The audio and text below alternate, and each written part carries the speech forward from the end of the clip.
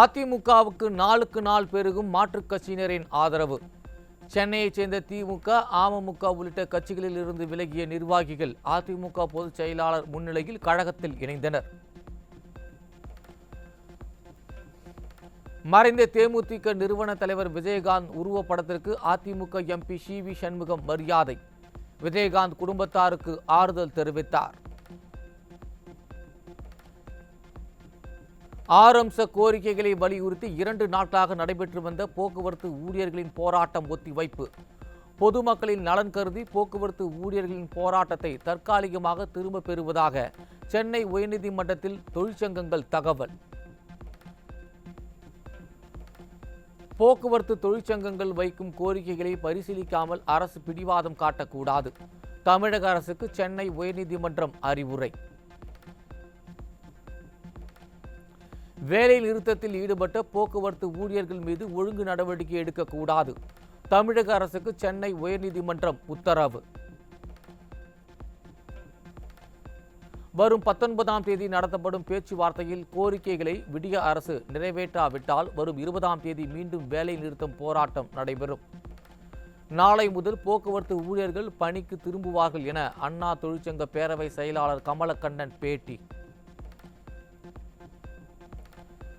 தற்காலிக ஓட்டுநர்களால் இயக்கப்படும் பேருந்துகளில் பயணிக்க அச்சப்படும் மக்கள்.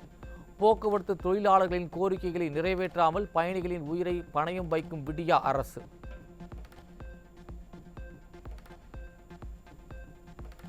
அதிமுக ஆட்சி காலத்தில் போக்குவரத்து தொழிலாளர்களுக்கும் ஓய்வு பெற்றவர்களுக்கும் அகவிலைப்படி உயர்வுடன் ஓய்வூதிய தொகையை சேர்த்து வழங்க உறுதி அளிக்கப்பட்டதை நீதிமன்றத்திற்கு சென்று தடுத்ததே திமுகவின் தோமுசா தொழிற்சங்கம்தான்.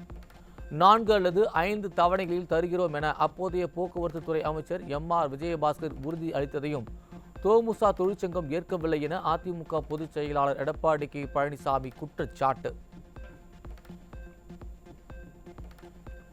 கடந்த 2020ஆம் ஆண்டு கொரோனா பெருந்தொற்று காலத்திலும் போக்குவரத்து தொழிலாளர்களின் நலன் கருதி முழு ஊதியத்தை வழங்கியதுதான் அதிமுக அரசு. சுமார் 8 மாதங்கள் பேருந்துகள் இயக்கப்படாத நிலையிலும் தீபாவளிக்கு 10% போனஸை வழங்கியதாகவும் முன்னாள் முதலமைச்சர் எடப்பாடி கே. பழனிசாமி பெருமிதம். பொது விநியோக திட்டத்தை அமல்படுத்த வலியுறுத்தி வரும் 12ஆம் தேதி புதுச்சேரியில் உள்ள குடிமைப் பொருள் வழங்கல் துறை முன்பு ஆர்ப்பாட்டம் நடத்தப்படும். அதிமுக மாநில செயலாளர் அன்பழகன் அறிவிப்பு. திண்டுக்கல்லில் அரசு பள்ளி மேற்கூரைகள் இடிந்து விழுந்த அவலம். நிர்வாக திறனற்ற விடியா ஆட்சியின் அலட்சியமே காரணம் என பெற்றோர்கள் குற்றச்சாட்டு. வாணியம்பாடியில் தோல் தொழிற்சாலையை முற்றுகையிட்டு பொதுமக்கள் போராட்டம். நச்சு புகையினை சுவாசிப்பதால் வாந்தி, மயக்கம், ஆஸ்துமா போன்ற நோய்கள் வருவதாக குற்றச்சாட்டு. ஸ்ரீவில்லிபுத்தூர் அருகே கண்மாய் மதிகை உடைத்த மர்ம நபர்கள் மீது நடவடிக்கை எடுக்க வலியுறுத்தல். விடியா ஆட்சியில் சமூக விரோதிகளின் அட்டகாசம் அதிகரித்துள்ளதாக மக்கள் சாலை மறியல். ஈரோடு மாவட்டம் ஒடக்காடு பகுதியில் டாஸ்மாக் பாரில் ஏற்பட்ட தகராறில் ரியல் எஸ்டேட் புரோக்கர் கட்டையால் அடித்து கொலை. அனுமதிக்கப்பட்ட நேரத்திற்கு முன்பாகவே மதுபானங்கள் விற்பனை செய்யாததே இந்த கொலைக்கு காரணம் என குற்றச்சாட்டு.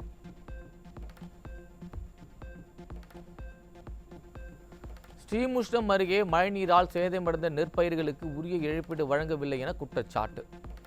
விடியா அரசும் மாவட்ட நிர்வாகமும் மௌனம் காத்து வருவதாக விவசாயிகள் வேதனை.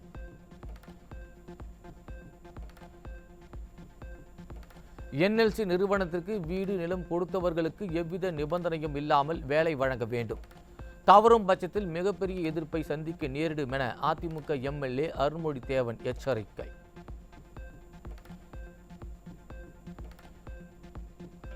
அதிமுக ஆட்சியில் இயற்கை சீற்றங்களின் போது உரிய காலத்தில் காப்பீட்டுத் தொகை விவசாயிகளுக்கு தரப்பட்டது.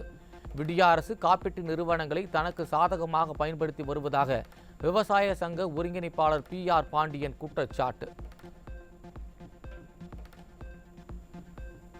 ஜல்லிக்கட்டு நடைபெறும் இடம் ஆன்லைன் பதிவில் குறிப்பிடப்படாததால் மாடுபிடி வீரர்கள் குழப்பம். நிர்வாக திறனற்ற விடியா ஆட்சியின் அலட்சியமே காரணம் என குற்றச்சாட்டு. திருவள்ளூர் மாவட்டம் கும்மிடிப்பூண்டி அருகே புதிய சிப்காட் பூங்காவிற்கு விளைநிலங்களை கையகப்படுத்த எதிர்ப்பு. விடியா திமுக கூட்டணி கட்சியினரே கண்டன ஆர்ப்பாட்டத்தில் ஈடுபட்ட அவலம். கள்ளக்குறிச்சி மாவட்டம் ரிஷிவந்தியம் அருகே பள்ளி கிடந்த உணவு உட்கொண்ட அரசு பள்ளி மாணவர்கள் மயக்கம்.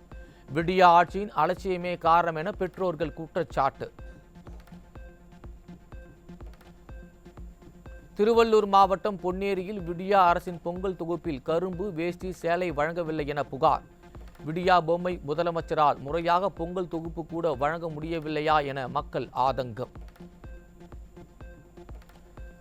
கரூரில் செந்தில் பாலாஜியின் நெருங்கிய நண்பருக்கு தொடர்புடைய இடங்களில் மீண்டும் சோதனை.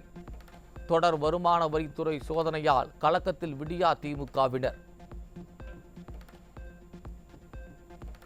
சென்னையில் வியாபாரிகளிடம் அடாவடி வசூல் வேட்டை மற்றும் அராஜகத்தில் ஈடுபட்ட திமுக பெண் கவுன்சிலரின் கணவர். பெண் கவுன்சிலர் தற்காலிக நீக்கம்தான் திராவிட மாடலின் நடவடிக்கையான பாதிக்கப்பட்டவர்கள் கேள்வி.